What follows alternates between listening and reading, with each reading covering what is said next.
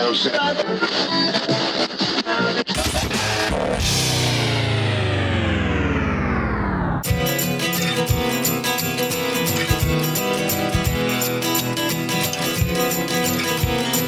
right, welcome back. Welcome. How's everyone?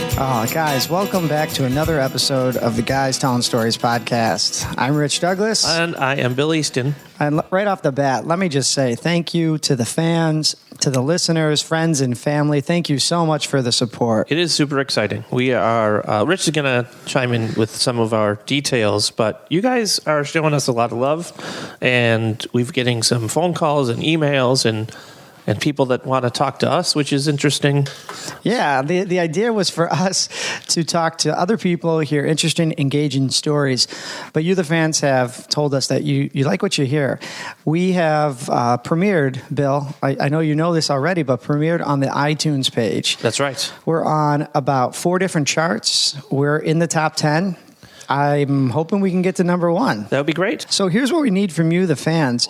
We need more iTunes reviews, please. Yes. The reviews are extremely important. The way the charts work, they count everything you can do on there, and there's a way to rate us too, and we would love for you to give us 5 stars and tell us what you think, and there's something you like, mention it, or something you want us to do, mention that as well. Yeah, please, thank you, and we hope to get on that iTunes feature page. That's the front page of all of the iTunes, and once we get there, guys, we hope to be there for weeks because we have amazing guests planned for you. Speaking of amazing guests, Bill, I'm really excited for our next guest. I'm excited for our next guest, and we are going to go to a quiet location. I'm a little nervous. Well, she invited us to her offices. Yes, this is our first female guest, our first girl, first woman. All right. Yeah, and she's also our first behind-the-scenes guest.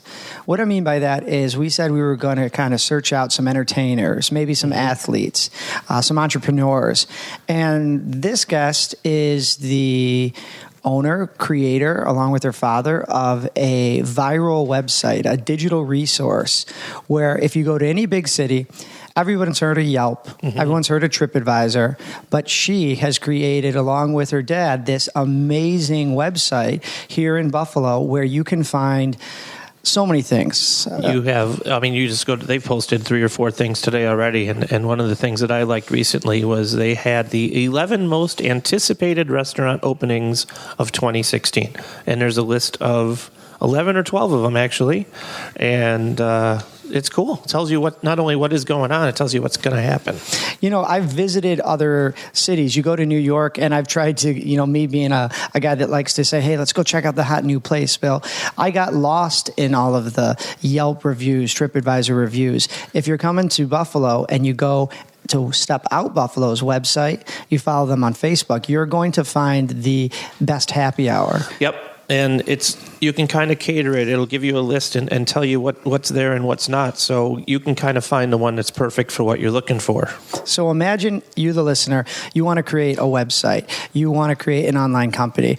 Well, our guest today, Emily Kluckhohn, she has created a following, not only for her website and her brand, she is on Facebook and has tens of thousands of followers. That's amazing. Instagram, thousands upon thousands of followers. She brought her dad and her brother, I think, to our podcast release party, and they're so nice. They're super nice people. Thank you guys so much for coming. So I personally think it's going to be so interesting to talk to somebody who a few short years ago just had this idea, and now all of a sudden is posting, like you just said, Bill, 5, 6, 10 times a day with some really amazing content. That everybody wants to read. Food, health, music, festivals, culture, events. Well, it's really amazing that she invited us to the Step Out Buffalo offices. So, you ready to go? Let's do it. All right, let's go. All right, we are thrilled to have an amazing guest for you today. Our guest is Director of Storytelling for Step Out Buffalo. Ladies and gentlemen, please put your hands together for Emily Kluckhohn. Hello. Hi, thanks for having me. Welcome. So, Emily, why don't you tell us about what you do, where you are, where we can find you? Sure. First and foremost, you can find us at stepoutbuffalo.com, which is a all-digital resource for dining and entertainment in Western New York. It's really just a great place to go in case you're looking for a restaurant or something interesting, unique, fun to do. Hopefully we have everything there that you need. We're also on social media on Facebook, Step Out Buffalo, Twitter at Step Out BFLO, and on Instagram, which is where we really want you to go, at Step Out Buffalo. And we're also on Snapchat, Step Out Buffalo. So follow us. Step Out Buffalo. A lot of Step Out Buffalo, yeah. So Instagram, is that the big one? That's what we're really into right now, yeah. Oh, okay. It's the fastest growing and most exciting for us right now. Yeah, so make sure you search Step Out Buffalo on Instagram. So, Emily, we always like to start by taking our listeners back to the beginning. A lot of people out there are going to be working out, walking the dog, pushing the kid in the stroller, and they're listening to you tell your story about how you got started. So maybe you could take us back to before Step Out Buffalo happened and describe your life when you started on this path. Sure. So we're in Hamburg, New York right now, which is where I grew up. Born and raised in Buffalo, Western New York. You know, Western New Yorkers consider themselves from Buffalo. Yeah, I kind of always wanted to go to college somewhere far away. I loved Buffalo, but, you know, I wanted to get out, the weather, the everything. So I went to school at Miami of Ohio, which was a great time and a lot of fun, and I learned a lot, but didn't exactly figure out what I wanted to do with my life. I kind of always, I think, had sort of an entrepreneurial bug, but I didn't know what that looked like in college. You know, Miami's kind of like a corporate culture. I was in school for management because I kind of felt like whatever I would end up doing would use those skills in some way. I honestly had no idea what. You know, I met a lot of great people and definitely learned a lot, maybe not through the actual classes, but I know. I think most people out there probably went to school for something and are working in a completely different field. Right. Are you raising your hand, Bill? I raised my hand. Yeah. Well, you can tell the people. What'd you go to school for, Bill? I went for physical education teaching and taught for about a semester and had enough. Lasted half a year. Well, school takes so long, 4 years usually, maybe some master's or advanced degrees. Did that. Oh, yeah. Yeah, I got it all done. Yeah, all done. Plus 3 years here before I figured out that that's what I thought I wanted to do. So we're talking almost a decade. Yeah. Well, tell the listeners, where'd you go to school? Went to West Virginia University from 93 to 99. Let's go. 3 years here. Mountaineers. Nice. 3 years here before 6 years there. A total of 9. that's a party school too. It is a party school. Yeah, Bill and I have been down there a couple times, maybe at least once a year for the past couple of years for football games. And I went to an upstate New York State College of Geneseo, no football team, Division III. Sports, people played them, but it just felt like it was an extension of gym class or varsity sports. And then when I finally went to West Virginia and saw what a real football game was like, I was blown away. Yeah, the Vital. Geneseo. We had Geneseo, the Vital, Kelly's, the IB. I think maybe one of them's still around. Maybe. The IB closed. Should go Kelly look. started on fire. Let's go back sometime. We'll do a college tour for the podcast, I'm sure, soon. But, Emily, you brought up that when you were at school, you kind of had that entrepreneurial bug. Any interesting little clubs you did or like projects? I know sometimes at business school, they always make you work in groups. And sometimes that doesn't go so well. Anything come to mind? One of the clubs I did was called the Buck Rogers Leadership Program. Like I said, I kind of went towards management because I think I just had some idea that would be, I always kind of wanted to manage people. I think it's really interesting to see how people grow huge companies and places that people really love to work. Like I'm nowhere near doing that yet, but that's definitely one of my long-term goals. And so I kind of just felt like it fit in. Same with the leadership program. I just wanted to kind of learn how to manage people and what people want as employees and stuff like that. So, I think I've always had, I'm pretty organized. I'm pretty big picture and detail oriented. So I think I can come at it from both sides, and I just was interested in, doing more big projects. There's a lot of community service projects involved in that. Definitely a lot of group projects during class. Group projects for me never went well. Yeah. They were interesting. I mean, some of them were terrible, depending on, who you get. But one in my later class. It was probably like our senior capstone class, I think. And we had to work with like a real company, which we worked with a local hospital from Cincinnati. And it was all like data analysis, and, you know, you couldn't pass unless you literally gave it like 20 hours a week of your time. And it actually it really taught me a lot with working with people of all different, you know, skill sets. And it was really interesting. Yeah, I mean, I don't know, Bill, if we really talked about this too much, but it sounds like your college experience, it gave you some highs and some lows. Yeah, definitely. I had some highs, but usually in working with groups, they were not those kind of highs. Well, I was in charge of the concerts at Geneseo and special events. And so I got the chance to sort of work on a board, a committee that would plan everything from parent weekend to siblings weekend. And then I was lucky enough to maybe pick the one or two big concerts that came. We, at the time, OAR was really big, and we got to bring them and have this awesome sellout show. But I remember specifically a business class asked if they could promote the concert. And I didn't realize it at the time, but it was part of their class. And they had to do it to get the grade or to pass. You let them do it, right? I let them do it. I thought this would be great. Come on over. We'll have a meeting. Our meetings were so dysfunctional, and we probably only had 2 or 3 of them. We had a brainstorming meeting, and the biggest idea that came out was this guy, and he was being serious. He wrote the word sex on a sheet of paper and said, why don't we put that on the poster? Because then it'll get everyone's attention, and below it we'll say, now that I've got your attention, come to the concert. Did it work? Everyone has seen that episode of The Simpsons or Family Guy. Did you do it? No. We didn't let him talk anymore. The meeting was immediately over, and I think I met with the group one more time. I think they logged whatever hours they needed to work, and I just did publicity with... Sometimes you're just lucky that people show up to the meeting. Yeah, you're right. That's what I like about the real world versus college. I didn't get an MBA. I just I feel like it's, you know, you definitely have to have the right, you know, opportunities come your way for it all to work out without school, I think. But it definitely changes who you are and puts you in a path. But you're right. Yeah, I agree with you. I mean, I'm sure I'd be completely different without it, but I'm not sure it's the end all be all. No, you know, it's something that I was ready to leave. Bill, it sounds like after 8-9 years, you were probably ready to get out of there too. You know, most people need to leave school and go somewhere else. So take us to the next step. Did you stay in Ohio for a little while, or did you come right back home? No, actually, by that time, I was back in love with Buffalo and the people here that I still have, you know, lifelong friendships from. It's just kind of how it goes, especially in Hamburg, probably all of Western New York.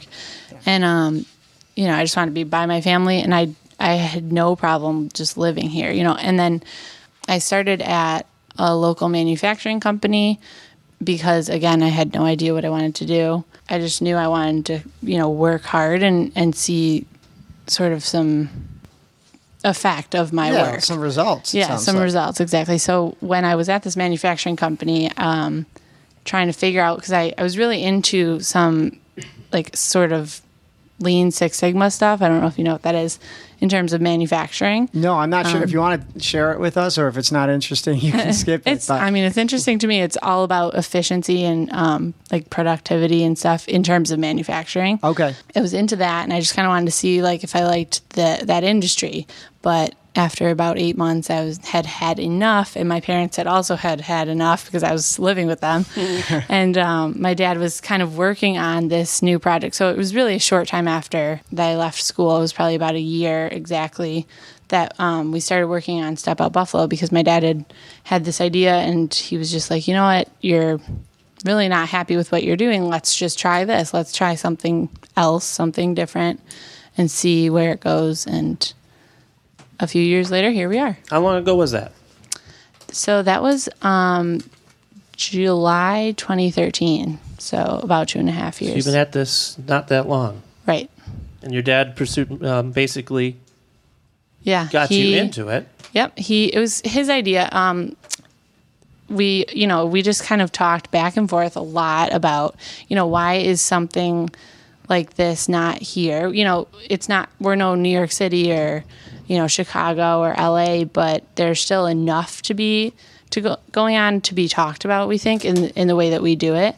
You know, we traveled a lot and as a family, And we just saw kind of a gap in the coverage of what was going on, especially starting to get going at that time. There were a lot of smaller events and different unique things that we felt like weren't being covered, as well as the Taste of Buffalo or some bigger events that everybody kind of knows are already going on. So we felt like we could do that and do it well. And so we started on the path. That didn't mean we were anywhere near, Was one of the first steps the name? And maybe you can tell us a little bit about the name Step Out Buffalo. Sure. So that was actually started when I was still working at my other job and only half paying attention.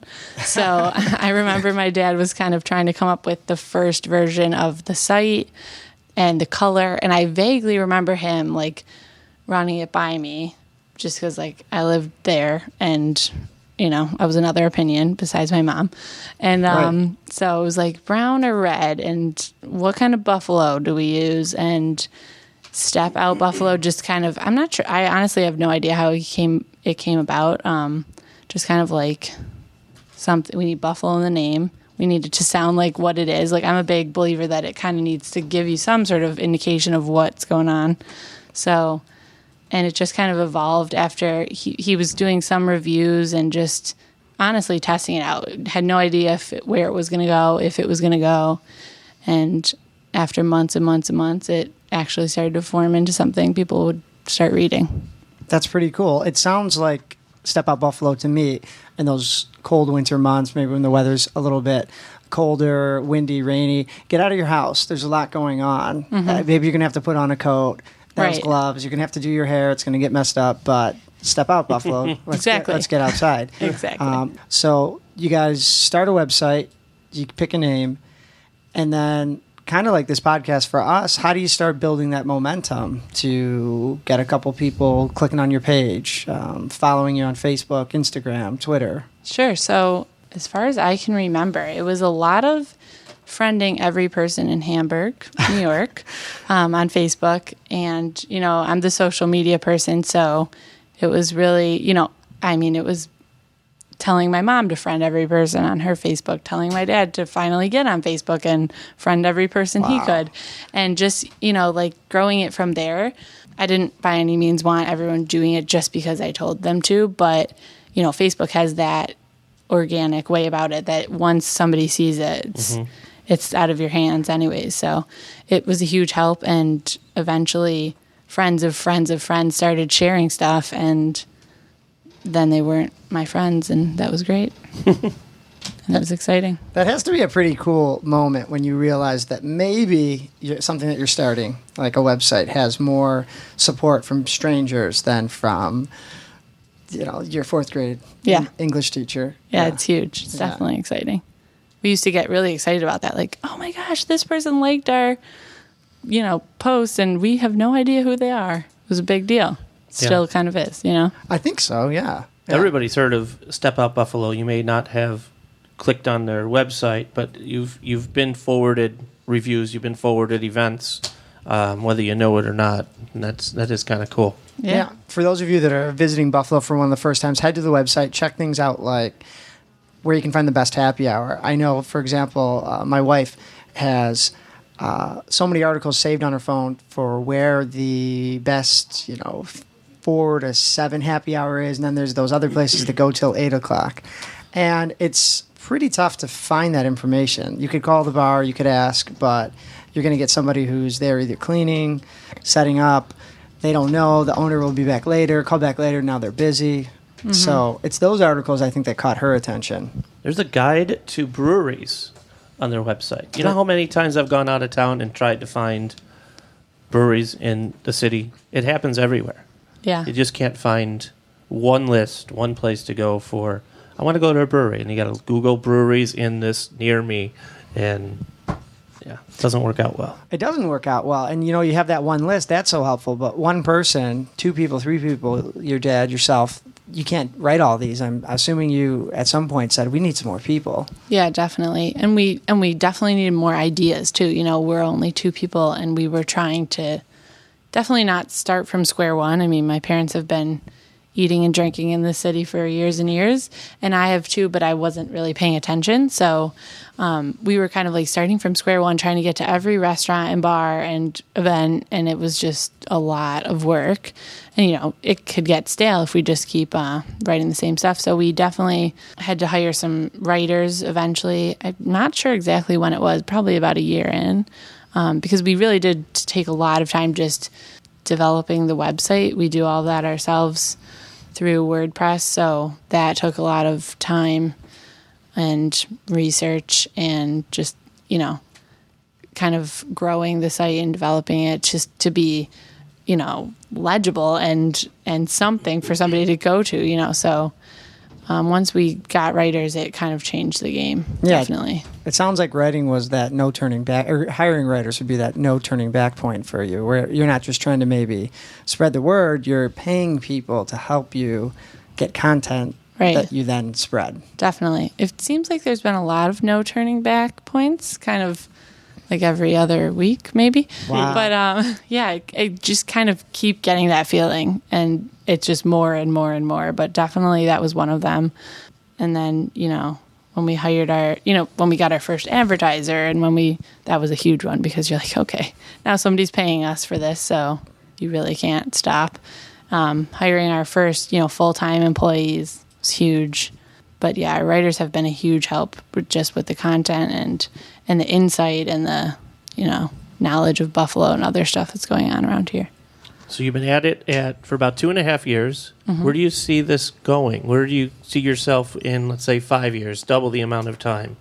Normally we really take it on a day-to-day basis around here, but I would just hope that it's bigger and, profitable, and just, hopefully some more employees and a bigger presence in the Buffalo area. I think there's a lot of early adapters that definitely know about us, and even maybe beyond that, but there's tons of kids at UB that don't know about us. There's tons of tourists or people visiting that have no idea that we exist, So hopefully hopefully we've grown 200, 300% again in the next few years. And I hope that, we get a lot of local businesses on board so that we can help them grow their businesses, because that's what we're really interested in doing right now with advertisers.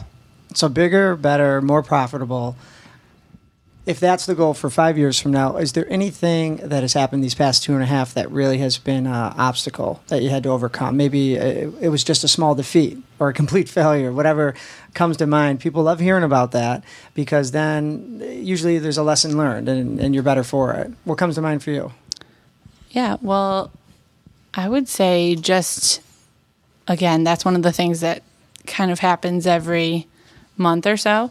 The first one was definitely just trying to figure out what people wanted to actually read. So there was a lot of trial and error with that. And at first we actually had this big picture that we were going to have restaurant reviews, sort of like Yelp, restaurant listings, full information. And I think down the road the site will lend itself better to that. But we spent like months and months gathering information for that type of thing, and found out that nobody wants to look at that.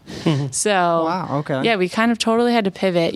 Honestly, it still exists on the site today, kind of taking up a lot of our space and slows down our website. But, we're working on it slowly but surely. But we definitely had to kind of pivot and figure out what people were interested in. And once we started writing some content and curating, let's say curating the listings, which we don't even really link back to anymore. But once you start like picking out things and recommending things for people, they really started responding a lot better. And that was definitely a challenge. It went on for months and months, and we didn't, you just have to keep trying different things. What I've noticed about the site is it seems like it's a positive Buffalo-based website that tells you, and maybe to use some of the terms from the website, that tells you what's out there, not just what you like. Because like you said before, I might tell you about something from the North Towns, you being from the South Towns might tell us about that great new place. But there's a whole bunch of people that you could reach. UB students, for example, where should they go? I think I would love them to go into Buffalo. There's a lot of little great restaurants by UB North and UB South. Like Sato Ramen just opened a noodle shop right by South Campus. It's great. Shango's over there. But those are things that they definitely know about, I would love them to go into the city and just, a lot of the places.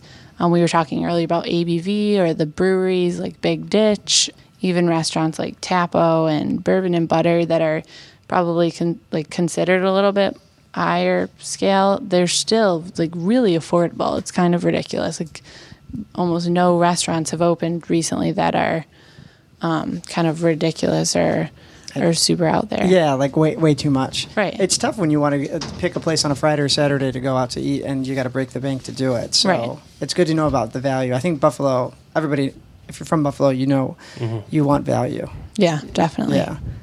We're big on that too. So Emily, any final advice for someone, maybe you also graduated college recently, isn't doing exactly what they wanted to do? You obviously took a certain path through a kind of a family-started business, but other people are kind of out there struggling. It's obviously hard to make a decision one way or another, and it seems like once you made a decision to do something, you were successful at doing it. And how talk to someone out there who struggles with the same type of thing and is trying to find, what they want to do. Yeah, so I think a big part of it for me is just deciding, this might be a personal thing, but deciding you're going to do it and then go in full force, as hard as you can and as much as you can.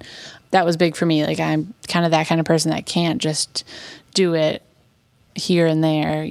I kind of lose momentum. So I think that's a big part of, gaining momentum. And another thing that really kind of like pushed us into doing this. I was definitely going back and forth for months about should I even leave the path that I'm on at this manufacturing company to go work with my dad. Like, what is that going to mean? Like, what's going to happen? Even though it's my dad and I trust him, and it's still a really hard decision to make, and it ended up being an awesome one, definitely. But my dad gave me a book by Gary Vaynerchuk, which is one of my idols, and I hang on to every word he says. I don't know if you guys are familiar with him. No, tell the listeners, who's Gary? So he's so he's I thought you guys might be into him because he has a great podcast, first of all.